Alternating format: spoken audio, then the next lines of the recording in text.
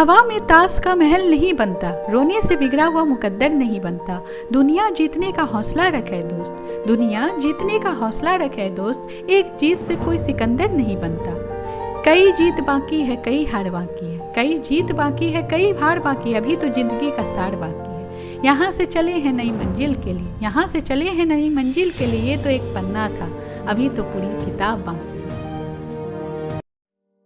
Hello guys, a very good morning, सुप्रभात। I hope all of you are fine. मैं आशा करती हूँ कि आप सभी अच्छे होंगे। चलिए तब आज आगे कुछ जानते हैं, पढ़ते हैं, सीखते हैं। आज का टॉपिक है न्यूक्लियस। मैंने कल की वीडियो में, जिन्होंने नहीं देखा, मैंने बोला होगा कि सेल ऑर्गेनेल्स के पार्ट्स पढ़ेंगे। तो आज चलिए स्टार्ट करते हैं न्यूक्लियस से। न्यूक्लियस क्या है? सेल ऑर्गेनेल्स के पार्ट है, ठीक है। और मैंने जो वीडियो है, कल की वीडियो, उसमें मैंने बताया था कि न्यूक्लियस, ये सेल ऑर्गेनेल्स क्या होते हैं? वो सेल्स के पार्ट होते हैं, सेल्स के पार्ट होते हैं सेल्स ऑर्गेन, ठीक है। और सेल ऑर्गेनेल कहाँ रहते हैं? प्रोटोप्लाज्म, प्रोटोप्लाज्म में सेल मेम्ब्रेन के अंदर होते हैं सेल ऑर्गेनेल्स। और ये सॉलिड होते हैं, ठोस होते हैं। मैंने कल के वीडियो में बताया था प्रोटोप्लाज्म किस चीज़ से मिलकर बना होता है? Liquid plus solid. इसलिए प्रोटोप्लाज्म को सेमी प्रोटोप्लाज्म को क्या बोला जाता है? उसको और क्या बोला जाता है? प्रोटोप्लाज्म को मैंने कल के वीडियो में बताया था, उसको सेमी लिक्विड भी बोला जाता है, क्योंकि वो सेल ऑर्गेनेल्स और प्लस किससे बना हुआ रहता है? साइटोप्लाज्म से। साइटोप्लाज्म क्या होता था? लिक्विड।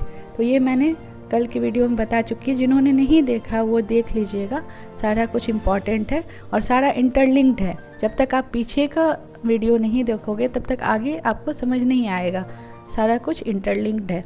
तो चलिए आते हैं न्यूक्लियस पर, ठीक है। मैंने क्या बोला? न्यूक्लियस क्या है? सेल ऑर्गेनेल है, ठीक है। न्यूक्लियस जो है वो राउंड शेप के होते हैं, ठीक है। और वो क्या होते हैं? न्यूक्लियस मेम्ब्रेन के अंदर, ठीक है। वो और न्यूक्लियस मेम्ब्रेन के अंदर न्यूक्लियस होते हैं। न्यूक्लियस के बाहर जो झिल्ली होती है उसके अंदर न्यूक्लियस पाया जाता है और वो राउंड शेप के होते हैं। और न्यूक्लियस के अंदर क्या होता है? वो क्या कंटेन करते हैं? डीएनए, आरएनए, प्रोटीन, और ये सब मिल करके क्या बनते हैं? न्यूक्लियस बनते हैं, ठीक है। अब आगे, न्यूक्लियस का डिस्कवरी किसने किया था? Discovered by Robert brown. कौन किए थे इसका डिस्कवरी? रॉबर्ट ब्राउन, ठीक है। न्यूक्लियस का हिंदी क्या? केंद्रक। उसका डिस्कवर कौन किए थे? Robert brown. और ये कहाँ पाया जाता है? Found in orchid plant. Orchid plant आप लोग जानते हो ऑर्चिड प्लांट क्या होता है? ऑर्चिड प्लांट वो होता है जो बुके वगैरह में प्लांट्स यूज किए जाते हैं, ठीक है। डेकोरेशन वगैरह में देखिएगा ऑर्चिड का प्लांट यूज किया जाता है। तो वहाँ पे उन्होंने मतलब देखा था ऑर्चिड प्लांट के रूट में। कहाँ पे? रूट में देखा था, ठीक है। ये न्यूक्लियस को पाया गया था, फाउंड, सबसे न्यूक्लियस को देखा गया था, found in orchid plant. It is a spherical shaped organelles that is present in every eukaryotic cell, ठीक है। ये क्या? Spherical shaped. अभी मैंने बताया स्टार्टिंग में क्या है? ये राउंड शेप की, स्फेरिकल शेप के होंगे और ये सेल ऑर्गेनेल है, ठीक है। और ये कहाँ पाया जाता है? सिर्फ यूकैरियोटिक सेल में। और मैंने सारा कुछ पहले वीडियोज में बता दिया था, ये सारा कुछ। यूकैरियोटिक सेल क्या होता है, प्रोकैरियोटिक सेल क्या होता है, मैंने सारा कुछ बता दिया था। जो इन्होंने नहीं देखा, मैं अभी फिर से बोल रही हूँ, रिपीट कर रही हूँ कि वो पीछे की वीडियो जाके देख लीजिए, उनको सब कुछ अच्छे से समझ में आ जाएगा। हर कुछ इंटरलिंक्ड है, इसीलिए हर कुछ पढ़ना जानना जरूरी है। यूकैरियोटिक सेल, मैं फिर से बता देती हूँ, यूकैरियोटिक सेल जो है वो वेल डेवलप्ड होते हैं, मैच्योर्ड होते हैं। इसीलिए ये सिर्फ जो न्यूक्लियस है वो यूकैरियोटिक सेल में पाया जाएगा। एवरी यूकैरियोटिक सेल, सभी जितने भी यूकैरियोटिक सेल होंगे उसमें क्या होगा? न्यूक्लियस पाया ही जाएगा, ठीक है। Present in every eukaryotic cell, ठीक है। अब आगे चलते हैं। The branch of biology in which we study about the nucleus is known as cardiology. अब देखिए हर एक चीज़ का शाखा होता है, ठीक है।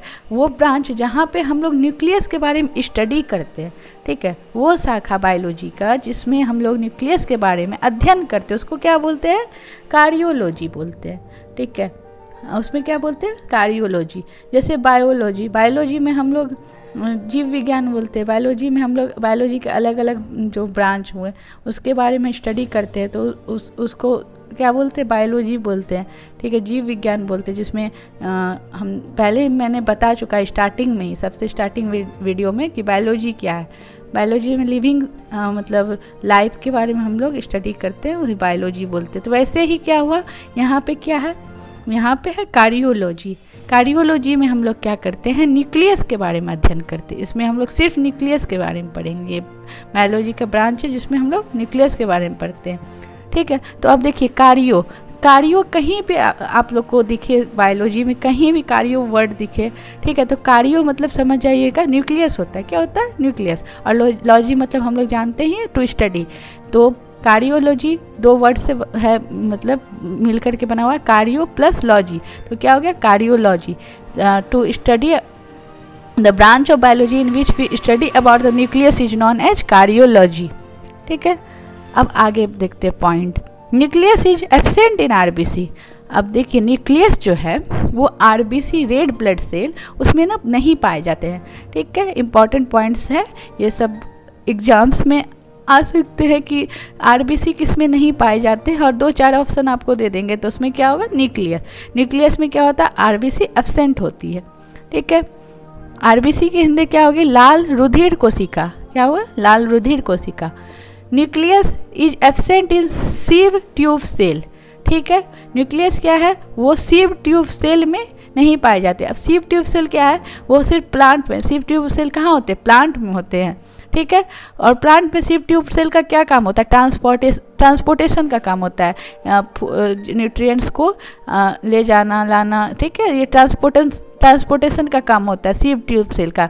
और सीव ट्यूब सेल का क्या होते हैं, एब्सेंट, मतलब ये न्यूक्लियस क्या होते हैं, उसमें एब्सेंट होते हैं सीव ट्यूब सेल में। ठीक है, nucleus is absent in sieve tube cell. और सीव ट्यूब सेल कहाँ होते हैं, प्लांट में होते हैं, और वो क्या काम करते हैं, ट्रांसपोर्टेशन का। चलिए अब आगे के पॉइंट जानते हैं। Nucleus is also known as brain of the cell और मैनेजर ऑफ द सेल। ठीक है, न्यूक्लियस को हम लोग क्या बोलते हैं, ब्रेन ऑफ द सेल बोलते हैं। ठीक है, ये मैनेज करता है हर कुछ। ठीक है, न्यूक्लियस, ठीक है, सेल का मैनेजर बोलते हैं इसको। ठीक है, न्यूक्लियस को। ठीक है, अब आगे, nucleus membrane is made up of lipoprotein present in eukaryotic cell. ठीक है, ये क्या होता है, न्यूक्लियस के बाहर, मैंने बताया अभी स्टार्टिंग बताया है, न्यूक्लियस के बाहर जो है मेम्ब्रेन पाए जाते हैं। ठीक है, झिल्ली जैसे मेम्ब्रेन होते हैं न्यूक्लियस के बाहर, और वो क्या चीज़ से बने होते हैं, लिपोप्रोटीन से। सारा कुछ इंपॉर्टेंट एक एक पॉइंट नोट कर लीजिएगा और याद कर लीजिएगा कि nucleus membrane is made up of, question आ जाएंगे कि न्यूक्लियस मेम्ब्रेन जो होते हैं वो किस प्रोटीन के बने होते हैं। ठीक है, ऑप्शंस दे देंगे तो किस प्रोटीन के होते हैं, lipoprotein. Present in eukaryotic cell, किस में होता है, यूकैरियोटिक सेल में होता है। यूकैरियोटिक सेल, बार बार मैं बोलूँगी, पीछे का वीडियोस देख लीजिए। यूकैरियोटिक सेल जो वेल डेवलप्ड होते हैं, मैच्योर्ड होते हैं, उसमें ही क्या होते हैं, न्यूक्लियस बनेंगे। ठीक है, और न्यूक्लियस मेम्ब्रेन जो है वो लिपोप्रोटीन के बनते हैं। ठीक है, ओके, चलिए आगे। The liquid inside the nucleus is called nucleoplasm. और न्यूक्लियस के अंदर क्या होता है, लिक्विड पाया जाता है। न्यूक्लियस के अंदर क्या होता है, लिक्विड पाया जाता है। उस लिक्विड को क्या बोलते हैं, न्यूक्लियोप्लाज्म बोलते हैं। ठीक है, उसमें एक मतलब तरल पदार्थ पाए जाएंगे। ठीक है, न्यूक्लियस के अंदर, तो उस तरल पदार्थ को क्या बोलते हैं, न्यूक्लियोप्लाज्म। ठीक है, और न्यूक्लियोप्लाज्म के मतलब अंदर, ठीक है, उस लिक्विड के ही अंदर क्या होता है, आरएनए एंड प्रोटीन पाए जाते हैं न्यूक्लियस के अंदर। न्यूक्लियस के अंदर जो लिक्विड होता है, उस लिक्विड के अंदर क्या होता है, RNA and protein is present under nucleus. उसमें आरएनए और प्रोटीन पाया जाता है। ठीक है, इन nucleus thread like structure is chromatin. Nucleus के अंदर, ठीक है, न्यूक्लियस के अंदर जो क्या होता है, थ्रेड लाइक स्ट्रक्चर, धागा जैसा स्ट्रक्चर। ठीक है, धागा जैसा वो स्ट्रक्चर मिलेगा। ठीक है, न्यूक्लियस के अंदर, उसको क्या बोलते हैं हम लोग, क्रोमेटिन बोलते हैं। क्या बोलते हैं, क्रोमेटिन। चलिए अब आगे। ठीक है, the part of nucleus is nucleolus which is visible during cell division. इसी न्यूक्लियस के अंदर एक पार्ट होता है। ठीक है, इसी न्यूक्लियस के अंदर एक पार्ट होता है, उसको हम कहते हैं न्यूक्लियोलस।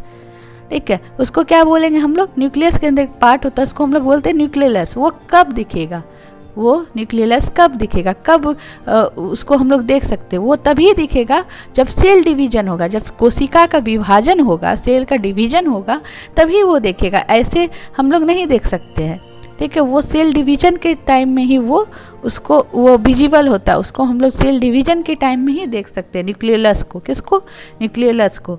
और यही आगे जा कर के क्या होता है, यही आगे चल कर के क्रोमेटिन बनाएगा, फिर आगे चल कर के डीएनए बनाएगा। यही क्रोमेटिन डीएनए का क्या होता है, निर्माण होता है बाद में आगे चल कर के। अब आगे पॉइंट्स देखते हैं। In nucleus there are 2 types of nucleic acid present. Nucleus के अंदर न्यूक्लिक एसिड रहते हैं, ठीक है। न्यूक्लियस के अंदर क्या होते हैं, न्यूक्लिक एसिड होते हैं। और कितने टाइप्स के होते हैं, 2 टाइप्स के होते हैं। कौन कौन से, DNA and RNA. DNA deoxy ribo nucleic acid, RNA ribo nucleic acid, ठीक है। तो हमारे न्यूक्लियस के अंदर 2 प्रकार के क्या पाए जाते हैं, एसिड पाए जाते हैं, nucleic acid, DNA and RNA, ठीक है। DNA discovery of nucleic acid, जो न्यूक्लिक एसिड जो पाए जाते हैं उसके उसको किसने किया था, फ्रेडरिक मेसर। किसने किया था, फ्रेडरिक मेसर ने। Discovery of nucleic acid by Friedrich Miescher. कब किए थे, 1869 में, ठीक है। कब किए थे, 1869 में। जो न्यूक्लिक के फॉर्म में होते हैं, ठीक है। डीएनए क्या मतलब ये क्या होते हैं, डीएनए क्या होते हैं, डीएनए क्या होता है, डीएनए क्या होता है, वो क्या होता है, डीएनए और आरएनए क्या होते हैं, डीएनए और आरएनए क्या होते हैं, एसिड होते हैं। जो न्यूक्लिक के फॉर्म में होते हैं वो एसिड होते हैं, इसलिए डीएनए आरएनए क्या है, एसिड है। डीएनए और आरएनए क्या है, एसिड है, ठीक है। DNA term is given by gestures. DNA जो वर्ड है डीएनए, वो किसके द्वारा दिया गया, जेस्चर्स के द्वारा। डीएनए मॉडल इज गिवन, और डीएनए का जो मॉडल है, संरचना है, मॉडल जो है डीएनए का, ठीक है, वो किसके द्वारा दिया गया, Watson and Crick. Watson and Crick के द्वारा क्या दिया गया, डीएनए का मॉडल दिया गया था। और आरएनए का मॉडल किसने दिया था, फ्रेडरिक मेसर ने। फ्रेडरिक मेसर ने और क्या किया था, डिस्कवरी किया था किसका, न्यूक्लिक एसिड का। और इन्होंने ही क्या किया था, आरएनए का मॉडल भी दिया था। किसने, फ्रेडरिक मेसर ने। अब चलिए डीएनए और आरएनए के बारे में जानते हैं, उसके बेसिक डिफरेंस क्या है उनके बीच, वो जानते हैं, ठीक है। डीएनए का देखिए सबसे पहले स्ट्रक्चर कैसा होता है। डीएनए का स्ट्रक्चर, अभी डीएनए का मैंने फुल फॉर्म बताया था, क्या होता है, डीऑक्सी राइबो न्यूक्लिक एसिड। और आरएनए का क्या मैंने बताया, राइबो न्यूक्लिक एसिड। तो डीएनए का जो स्ट्रक्चर होता है वो क्या होता है, डबल हेलिक्स होता है। देखिए मैंने फिगर में बनाया, फिगर में मैंने दिखाया है कि वो डबल हेलिक्स होता है। और आरएनए जो है वो क्या होता है, सिंगल हेलिक्स होता है, बस एक ही उसमें ये रहेगा, लेयर होगा। और इसमें आरएनए में क्या होगा, डबल हेलिक्स रहेगा, ठीक है। और डीएनए जो होता है 2 पेंटोस शुगर, ठीक है, और आरएनए 1 पेंटोस शुगर। डीएनए और आरएनए में क्या होता है, शुगर होते हैं, ठीक है ना। क्या होता है, दोनों में क्या होते हैं, शुगर पाए जाते हैं। 5 कार्बन वाली क्या होते हैं, शुगर पाए जाते हैं।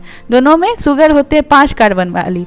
और इस शुगर को ही हम लोग क्या बोलते हैं, पेंटोस बोलते हैं। क्या बोलते हैं, पेंटोस बोलते हैं। और डीएनए में क्या होता है, 2 पेंटोस शुगर पाया जाता है। आरएनए में क्या होता है, 1 पेंटोस। ये सब बेसिक डिफरेंस है, ये सब आप लोग मतलब याद कर लीजिएगा, ठीक है। अब आगे 3rd नंबर, डीएनए कहाँ पाए जाते हैं, डीएनए, ठीक है, कहाँ पाए जाते हैं, किसके अंदर। तो डीएनए जो है अभी मैंने न्यूक्लियस के बारे में बताया, तो न्यूक्लियस के बारे में मैंने बताया, उसके अंदर क्या होते हैं, डीएनए होते हैं, ठीक है। कहाँ होते हैं, न्यूक्लियस के अंदर क्या होते हैं, डीएनए होते हैं। और उस न्यूक्लियस के अंदर क्या होते हैं, डीएनए होता है। और कहाँ पाया जाता है, माइटोकॉन्ड्रिया, ठीक है, माइटोकॉन्ड्रिया में भी पाया जाता है, ठीक है। माइटोकॉन्ड्रिया क्या होता है, न्यूक्लियस के बाहर होता है। माइटोकॉन्ड्रिया भी सेल ऑर्गेनेल्स है, इसके बारे में हम डिटेल में आगे पढ़ेंगे, सारे सेल ऑर्गेनेल्स के बारे में, तो वहाँ हम और जानेंगे माइटोकॉन्ड्रिया, ठीक है। और क्लोरोप्लास्ट, और कहाँ पाया जाता है, क्लोरोप्लास्ट में। क्लोरोप्लास्ट का किस में रहते हैं, प्लांट सेल में। और इसका भी और ओन डीएनए होता है। देखिए माइटोकॉन्ड्रिया और क्लोरोप्लास्ट कहाँ, प्लांट सेल में। इन दोनों का क्या होता है, माइटोकॉन्ड्रिया ही ऐसा मतलब सेल ऑर्गेनेल है जिसका खुद का डीएनए होता है, ठीक है। इसका क्या होता है, अपना डीएनए होता है। तो ये ना, इसको क्या बोलते हैं, सेमी ऑटोनोमस बॉडी बोलते हैं, ठीक है। इसको सेमी ऑटोनोमस बॉडी कहा जाता है क्योंकि ये अपना बहुत सारा फंक्शंस खुद ही कर लेते हैं, क्योंकि इसका खुद का डीएनए होता है, ओन होता है, ठीक है। तो अगर क्वेश्चन आ जाए कौन सा ऐसा सेल ऑर्गेनिज्म जिसका अपना खुद का डीएनए होता है, तो वो क्या है, माइटोकॉन्ड्रिया, ठीक है। और क्लोरोप्लास्ट, प्लांट सेल में क्लोरोप्लास्ट का खुद का अपना डीएनए होता है, इसीलिए ये भी जो है अपना प्लांट सेल में क्लोरोप्लास्ट अपना बहुत सारा फंक्शंस खुद अपने आप ही कर लेता है, ठीक है। अब आरएनए में चलते हैं। ये कहाँ पे पाए जाते हैं, फाउंड इन न्यूक्लियस। ये भी क्या अभी मैंने बताया था, न्यूक्लियस के अंदर डीएनए, आरएनए, प्रोटीन सब पाए जाते हैं, पहले ही मैंने बताया डेफिनेशन। तो ये भी क्या होते हैं, न्यूक्लियस में पाए जाते हैं। और कहाँ पाए जाते हैं, साइटोप्लाज्म। मैंने साइटोप्लाज्म के बारे में जो वीडियो है, पीछे का वीडियो है, इससे पहले जो मैंने बताया उसमें साइटोप्लाज्म के बारे में मैंने बताया होगा। वो लिक्विड होते हैं, तरल पदार्थ होते हैं, और वो क्या होते हैं, न्यूक्लियस मेम्ब्रेन और सेल मेम्ब्रेन के बीच में साइटोप्लाज्म लिक्विड पाए जाते हैं, ठीक है। तो इस लिक्विड के अंदर क्या होता है, ये लिक्विड जो होता है इसके अंदर भी क्या होता है, आरएनए पाए जाते हैं, ठीक है। अब फंक्शंस देखिए, डीएनए का फंक्शन क्या है। डीएनए का फंक्शन क्या है, वो ना क्या करते हैं, डीएनए क्या है, जेनेटिक मटेरियल है। क्या है ये, जेनेटिक मटेरियल है, ठीक है। तो ये क्या करते हैं, हम इसके ऊपर ना, डीएनए के ऊपर क्रोमोजोम्स लगे होते हैं, इसके ऊपर क्या होते हैं, जीन्स, क्या होते हैं, जीन्स लगे होते हैं डीएनए के ऊपर, ठीक है। इसका स्ट्रक्चर देखिए, उसके ऊपर क्या होते हैं, जीन्स लगे, क्रोमोजोम्स प्रेजेंट होते हैं, लगे रहते हैं। और ये क्या करते हैं, हेरिडिटरी जो रहता है, गुण जो होता है, ट्रेट्स जो होता है, वो क्या करते हैं, कैरेक्टर वगैरह क्या करते हैं, एक जनरेशन से क्या करते हैं, दूसरे जनरेशन को ट्रांसफ़र करते हैं। एक पीढ़ी से दूसरे पीढ़ी में क्या करते हैं, इसको ट्रांसफ़र करते हैं, ठीक है, one generation to another generation. ये डीएनए का फंक्शन है। और आरएनए क्या करता है, ये प्रोटीन का सिंथेसिस करता है, प्रोटीन का संरचना करता है हमारे बॉडी में, ठीक है।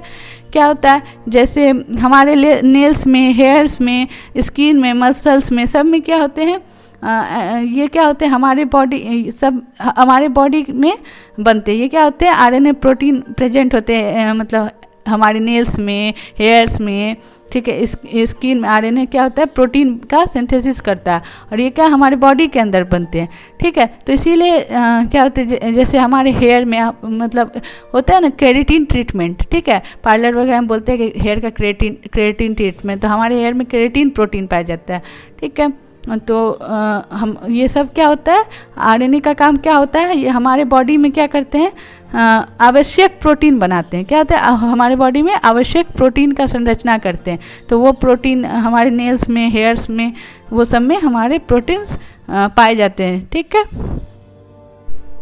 तो अगर क्वेश्चंस आ जाए, ठीक है, अगर क्वेश्चंस आ जाए एग्जाम में, क्वेश्चन आ जाए कि न्यूक्लियस के अंदर कौन सा एसिड होती है, ठीक है, न्यूक्लियस के अंदर कौन सा एसिड होती है, तो अभी मैंने मतलब बताया, ये पॉइंट्स में मैंने ऊपर बताया, मतलब अभी बताया मैंने कि डीएनए और आरएनए होती है, क्योंकि डीएनए और आरएनए क्या है, एसिड है। तो ऐसे क्वेश्चन है, न्यूक्लियस के अंदर कौन से एसिड पाई जाती है, तो कौन से एसिड पाई जाती है, डीएनए एंड आरएनए। और क्वेश्चंस आ जाएंगे कि शुगर, 2 पेंटोस शुगर किसमें बनती है, डीएनए में। 1 पेंटोस शुगर किसमें, आरएनए में। डीएनए का स्ट्रक्चर क्या है, डबल हेलिक्स। आरएनए क्या है, सिंगल हेलिक्स। तो ऐसे करके क्वेश्चन आ सकते हैं। डीएनए कहाँ पे फाउंड, कहाँ पे पाया जाता है, तो ऑप्शंस दे देगा 2-4। तो आपको मैंने बताया कि कहाँ कहाँ पाया जाता है, न्यूक्लियस में, माइटोकॉन्ड्रिया में, क्लोरोप्लास्ट में, ये सब में क्या होता है, ये सब में क्या होता है, डीएनए पाए जाते हैं। और आरएनए कहाँ, न्यूक्लियस एंड साइटोप्लाज्म में, ठीक है। तो ये सब आप लोग देख लीजिएगा। और जो वीडियोज आप लोगों ने नहीं देखा है, वो जाकर के पीछे का मेरा वीडियोज देख लीजिएगा।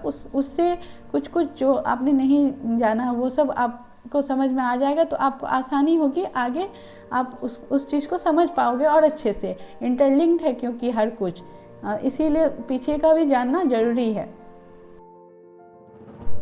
अब चलिए आगे पॉइंट्स देखते हैं। 5th point, both are made up of polynucleotides. दोनों क्या होते हैं, पॉलीन्यूक्लियोटाइड्स के बने होते हैं। कौन, डीएनए एंड आरएनए दोनों, दोनों ही पॉलीन्यूक्लियोटाइड्स के बनते हैं। पॉली का मतलब होता है ज़्यादा, ठीक है। न्यूक्लियोटाइड्स क्या होता है? न्यूक्लियोटाइड्स होता है जो sugar plus base plus phosphoric acid, ठीक है, ये तीनों मिल करके क्या होता है? न्यूक्लियोटाइड्स बनते हैं। शुगर, ठीक है, plus base plus phosphoric acid, ये तीनों मिल करके क्या बनते हैं? न्यूक्लियोटाइड्स। कौन सा बेस? नाइट्रोजनस बेस, ठीक है। कौन सा बेस? Nitrogenous base. शुगर, कौन सा शुगर? पेंटोस शुगर, 5 कार्बन वाली शुगर, ठीक है। और फॉस्फोरिक एसिड, ठीक है, फॉस्फोरिक एसिड, ये तीनों मिल करके क्या होते हैं? क्या बनते हैं? न्यूक्लियोटाइड्स बनते हैं, ठीक है। और नाइट्रोजन बेस क्या होता है? जिसमें नाइट्रोजन का अमाउंट ज़्यादा होता है, वो क्या होता है? नाइट्रोजनस बेस होता है। तो न्यूक्लियोटाइड्स और एक आता है न्यूक्लियोसाइड, ठीक है। एग्जाम में एक पूछ दिया जाता है न्यूक्लियोसाइड और न्यूक्लियोसाइड क्या होता है, ठीक है। न्यूक्लियोटाइड्स क्या होता है? Sugar plus base plus phosphoric acid, आप लोग डायग्राम में देख रहे होंगे, ठीक है। वो जो क्या होता है? फॉस्फेट ग्रुप के साथ जुड़े रहेंगे, ठीक है। Base plus sugar plus phosphoric acid, phosphate group के साथ जुड़े रहेंगे, ठीक है। वो क्या है? Nucleotides. Nucleotides equal to sugar plus base plus phosphoric acid. कौन सा शुगर? पेंटोस शुगर, ठीक है, 5 कार्बन वाली शुगर। कौन सा बेस? Nitrogenous base. और उसमें क्या ऐड होंगे? उसमें ऐड रहेंगे फॉस्फेट ग्रुप। लेकिन और एग्जाम में एक टर्म और आ जाता है न्यूक्लियोसाइड। न्यूक्लियोसाइड क्या होता है? ठीक है, न्यूक्लियोटाइड्स हो जाता है जिसमें sugar plus base plus phosphoric acid होते हैं, ठीक है। लेकिन न्यूक्लियोसाइड में क्या होता है? एक वो माइनस हो जाते हैं, एक चीज़ उसमें माइनस हो जाता है। उसमें क्या होता है? न्यूक्लियोसाइड्स में क्या होता है? फॉस्फेरिक एसिड नहीं होते। यही इसमें बेसिक डिफरेंस है न्यूक्लियोटाइड्स में और न्यूक्लियोसाइड में। आप देख सकते हैं इसमें न्यूक्लियोसाइड में क्या? Base, nucleoside equal to base plus sugar. इसमें क्या है? फॉस्फेरिक एसिड नहीं होंगे, ठीक है, फॉस्फोट ग्रुप नहीं होंगे। इसमें बस क्या होंगे? नाइट्रोजन बेस होंगे और पेंटोस शुगर होंगे। तो क्या हो जाएंगे? न्यूक्लियोसाइड्स हो जाएंगे। और जिसमें sugar plus base plus phosphoric acid होगा, वो क्या हो जाएगा? न्यूक्लियोटाइड्स हो जाएगा। तो ये डिफरेंस ध्यान में रखिएगा, दोनों में कंफ्यूज मत होइएगा न्यूक्लियोटाइड्स और न्यूक्लियोसाइड में। अब आगे देखिए points. There are 5 types of nitrogenous base present in DNA and RNA. DNA और आरएनए में 5 तरीके के नाइट्रोजनियस बेस प्रेजेंट होते हैं, मौजूद होते हैं। कितने टाइप्स के? टोटल 5 टाइप्स के। ये दोनों नाइट्रोजनियस डीएनए और आरएनए दोनों में होते हैं, ठीक है। तो नाइट्रोजनियस बेस क्या होता है? ठीक है, जिसका पीएच जो है ना, जिसका पीएच क्या होगा? 7 से 14 के बीच में रहेगा। और ये क्या होगा? जो नाइट्रोजन ग्रुप के साथ अटैच, जिसके आगे नाइट्रोजन ग्रुप लगा रहेगा, वो क्या होगा? नाइट्रोजनियस बेस रहता है। और इसका पीएच 7 to 14 होते हैं। क्या होता है? डीएनए और आरएनए दोनों में ये मौजूद होते हैं, ठीक है, नाइट्रोजनियस बेस, ठीक है। There are 2 types of nitrogenous base attached with DNA and RNA. DNA और आरएनए के साथ क्या होता है? 2 टाइप्स के नाइट्रोजनियस बेस अटैच होते हैं। पहला क्या है? प्यूरिन्स, और दूसरा क्या है? पिरिमिडिन्स। क्या होता है? 2 टाइप्स का होता है। उसके साथ डीएनए और आरएनए दोनों के साथ नाइट्रोजनियस बेस जो अटैच रहता है, 2 टाइप्स के होते हैं, प्यूरिन और पैराडिन्स। अब प्यूरिन के भी 2 टाइप्स होते हैं, पैराडिन्स के 3 टाइप होते हैं, ठीक है। प्यूरिन्स के कौन 2 टाइप? प्यूरिन्स के भी अंदर 2 टाइप्स होते हैं। क्या होते हैं? Adenine and guanine. फिगर में आप देख सकते हो 2 टाइप्स होते हैं प्यूरिन के, एडेनिन और ग्वानिन। और पैरामेडिन्स के 3 टाइप्स होते हैं। पहला थायमाइन, दूसरा साइटोसिन, और तीसरा क्या हो गया? यूरेसिल। क्या हो गया? तीसरा यूरेसिल। तो डीएनए और आरएनए के क्या हुए? 2 टाइप्स हुए, प्यूरिन्स और पैरामाइडिन्स, ठीक है। डीएनए आरएनए के 2 टाइप्स, प्यूरिन्स और पैरामाइडिन्स। और प्यूरिन्स के 2 टाइप हो गए, प्यूरिन्स के 2 टाइप हो गए, एडेनिन और ग्वानिन। और पैरामिडिन्स के 3 टाइप हो गए, थायमाइन और साइटोसिन एंड यूरेसिल, ठीक है। तो टोटल क्या हो गया? टोटल हो गया 5 टाइप्स के नाइट्रोजनियस बेस हो गए टोटल, ठीक है। तो अब आगे देखिए, यहाँ फिगर में मैंने दिखाया, आगे देखिए और अब जानते हैं आगे, ठीक है। फिगर मैंने सारा का बना दिया है, डायग्राम बना हुआ है, देख लीजिए। इन डीएनए, देखिए डीएनए में, अभी हम डीएनए का बात कर रहे हैं, जब डीएनए में एडेनिन प्लस थायमाइन अटैच होंगे, जब दोनों जुड़ेंगे, एडेनिन थायमाइन के साथ अटैच होगा, तो क्या बनेगा? इसमें कौन सा? डीएनए और आरएनए में याद रखिएगा कौन सा बॉन्ड बनता है? हाइड्रोजन बॉन्ड बनता है, ठीक है। तो जब डीएनए में थायमाइन के साथ जुड़ेगा, मतलब जब प्यूरिन का एक पार्ट जो है, प्यूरिन का एक पार्ट एडेनिन जब है, पैरामेडिन्स का पार्ट थायमाइन से जुड़ेगा, तो क्या बनाएगा? डबल हाइड्रोजन बॉन्ड बनाएगा, ठीक है। डीएनए में, डीएनए का बात अभी मैं कर रही हूँ, जब एडेनिन किसका पार्ट है, एडेनिन किसका टाइप्स है, प्यूरिन्स का टाइप्स है। जब प्यूरिन्स का एक टाइप, ठीक है, पैरामाइडिन्स, ठीक है, पैरामाइडिन्स का टाइप से थायमाइन से जुड़ेगा तो क्या बनाएगा, क्या फॉर्म करेगा, डबल हाइड्रोजन बॉन्ड, ठीक है। फिर अब देखिए आगे पॉइंट देखिए, इन डीएनए, फिर डीएनए के बाद, फिर मैंने डीएनए का ही बात किया यहाँ पे। जब डीएनए में ग्वानाइन प्लस साइटोसिन, ग्वानाइन क्या हो गया, ग्वानाइन किसका पार्ट है, देख लीजिए प्यूरिन्स का पार्ट है, किसका है, प्यूरिन का टाइप है। जब प्यूरिन का दूसरा टाइप जो ग्वानाइन है, ग्वानाइन जो है वो जब साइटोसिन, जब वो पैरामेडिन्स का पार्ट से जुटेगा, साइटोसिन से जुटेगा तो क्या होगा, ट्रिपल हाइड्रोजन बॉन्ड फॉर्म होगा। क्या होगा, इसमें ट्रिपल हाइड्रोजन फॉर्म बॉन्ड बनेगा। जब डीएनए में एडेनिन थायमाइन के साथ अटैच होगा, ठीक है, थायमाइन के साथ अटैच होगा, एडेनिन हो गया प्यूरिन का पार्ट, थायमाइन हो गया पैरामेडिन्स का पार्ट, तो डबल हाइड्रोजन बॉन्ड बनता है। जब फिर डीएनए का ही बात करें, जब ग्वानाइन जो हो गया वो किसका पार्ट हो गया, ग्वानाइन हो गया प्यूरिन्स का पार्ट, और क्या हो गया आपका साइटोसाइन क्या हो गया, पैरामेडिन्स का पार्ट हो गया। जब दोनों अटैच होंगे तो उसमें क्या होंगे, ट्रिपल हाइड्रोजन बॉन्ड, वहाँ डबल हाइड्रोजन बॉन्ड हो रहा है, फिर यहाँ क्या होता है, ट्रिपल हाइड्रोजन बॉन्ड बनता है। अब आते हैं आरएनए में, ठीक है, नाइट्रोजनस बेस क्योंकि दोनों में प्रेजेंट है, डीएनए और आरएनए दोनों में प्रेजेंट है, ठीक है, तो इसीलिए ये क्या है, प्यूरिन और पैरामेडिन दोनों में होंगे। तब आरएनए में चलते हैं। जब आरएनए में क्या है, एडेनिन जब है, एडेनिन किसका पार्ट है, प्यूरिन का पार्ट है। जब एडेनिन जो है यूरेसिल से अटैच होगा, ठीक है, यूरेसिल किसका पार्ट है, यूरेसिल पैरामेडिन्स का पार्ट है, इसमें क्या होगा, अटैच होगा तो क्या होगा, डबल हाइड्रोजन बॉन्ड होगा। तो यहाँ देखिए उसमें क्या हो रहा था, डीएनए में क्या हो रहा था, एडेनिन जो है थायमाइन के साथ अटैच हो रहा था, ठीक है, तब डबल हाइड्रोजन बॉन्ड हो रहा था। लेकिन यहाँ क्या हुआ, यूरेसिल जो है, मतलब थायमाइन जो है यूरेसिल से रिप्लेस हो गया।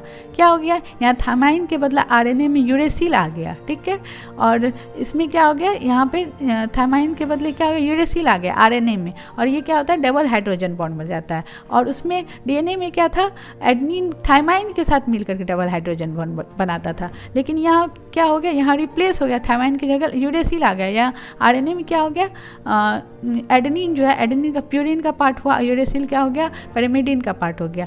तो पैरामिडिन का यूरेसिल और प्लस प्यूरिन का एडेनिन मिल करके यहाँ पे आरएनए में क्या होता है, डबल हाइड्रोजन बॉन्ड बनाता है। और इन आरएनए में फिर देखिए, आरएनए में साइटोसिन किसका पार्ट हो गया, पैरामाइडिन्स, और पैरामाइडिन्स और ग्वानिन किसका पार्ट हो गया, सॉरी, साइटोसिन किसका पार्ट हो गया, साइटोसिन हो गया आपका पैरामेडिन्स का पार्ट, ठीक है, और ग्वानाइन किसका पार्ट हो गया, ग्वानाइन हो गया आपका प्यूरिन्स का पार्ट। यहाँ प्यूरिन्स और फिर साइटोसिन दोनों मिलकर के क्या बना रहा है, ट्रिपल हाइड्रोजन बना रहा है। आरएनए में क्या हो रहा है, साइटोसिन प्लस ग्वानिन दोनों मिलकर के क्या हो रहा है, ट्रिपल हाइड्रोजन बॉन्ड बना रहा है। तो ये इसमें आरएनए और डीएनए में क्या हो गया, कॉमन क्या है, एडेनिन, ठीक है, एडेनिन, ग्वानिन और साइटोसिन, ये तीनों क्या है, कॉमन है, ठीक है। एडेनिन और थायमाइन इसमें भी था, ठीक है, डीएनए में भी था, सॉरी, ग्वानिन और साइटोसिन डीएनए में भी था, और ग्वानिन और साइटोसिन क्या है, आरएनए में भी है। डीएनए में भी ग्वानिन और साइटोसिन ट्रिपल हाइड्रोजन बॉन्ड बना रहा है, और आरएनए में भी ट्रिपल हाइड्रोजन बना रहा है। बस क्या डिफरेंस है ये दोनों में, थायमाइन क्या हो गया, उसमें थायमाइन डबल हाइड्रोजन एडिसिन के साथ मिलकर के बना रहा है डीएनए में, और इसमें आरएनए में क्या हो रहा है, एडिसिन के साथ मिलकर के यूरेसिल बना रहा है। तो इसमें बस डिफरेंस क्या है, उस डबल हाइड्रोजन बॉन्ड में उसके एडिसिन के साथ थायमाइन है और इसमें एडिसिन के साथ यूरेसिल है, तो ये रिप्लेस हो गया बस। और बाकी कॉमन दोनों में क्या, एडिसिन हो गया, और क्या बोलते हैं, एडिसिन आपका हो गया, ग्वानाइन हो गया, और साइटोसिन, ये जो है दोनों में कॉमन, ये क्या है, ये जो तीनों ये दोनों में कॉमन है, ठीक। तो ऐसे करके ये मतलब ये डीएनए और आरएनए का हम लोग मतलब देखें कि कैसे नाइट्रोजनस बेस क्या होता है, डीएनए और आरएनए के साथ क्या होता है, अटैच्ड होते हैं, ठीक। और डीएनए जो है, डीएनए क्या होता है, वो डबल हेलिक्स, मैंने बताया था क्या होता है, डबल हेलिक्स उसका स्ट्रक्चर होता है, और इसका क्या होता है, सिंगल होता है। तो ना डीएनए जो है मोर स्टेबल होगा आरएनए से, क्या होगा, मोर स्टेबल होगा। आरएनए बनेगा वो टूट जाएगा, लेकिन डीएनए जो स्टेबल, उसका हाइड्रोजन बॉन्ड जो बहुत मजबूत होगा उसके बीच में, ठीक है। तो डीएनए का क्या होता है, डबल हेलिक्स होता है, वो डबल हेलिक्स का चलते मतलब वो डबल हेलिक्स के कारण मोर स्टेबल होगा। और आरएनए ज़्यादा स्टेबल नहीं होगा। मैंने बताया था डीएनए में कौन सा प्रोटीन पाया जाता है, हिस्टोन प्रोटीन पाया जाता है, कौन सा, हिस्टोन प्रोटीन, लेकिन आरएनए में हिस्टोन प्रोटीन नहीं होते, ठीक। अब आगे देखते हैं पॉइंट्स, चलिए, ठीक है। The distance between two pair of nitrogenous base, ठीक है, इज 3.4 एंगस्ट्रम।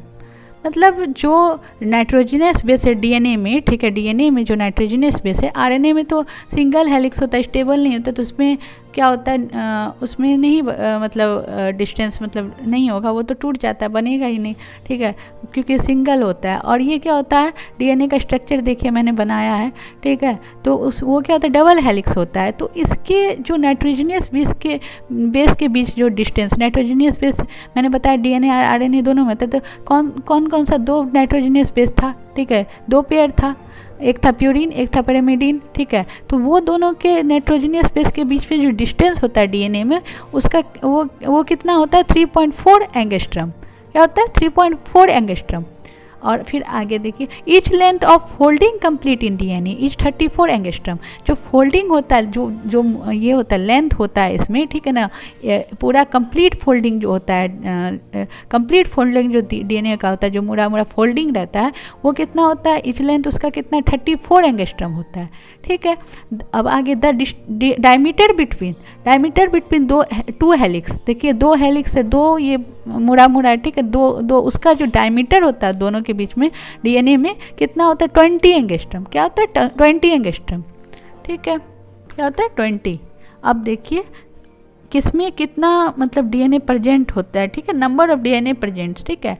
तो बैक्टीरियोफेज, ये क्या है, वायरस है बैक्टीरियोफेज, इसमें क्या होता है, 5386 न्यूक्लियोटाइड्स, ठीक है, कितना होता है, 5386, सब कुछ इंपॉर्टेंट है, याद कर लीजिएगा, 5386 न्यूक्लियोटाइड्स होता है।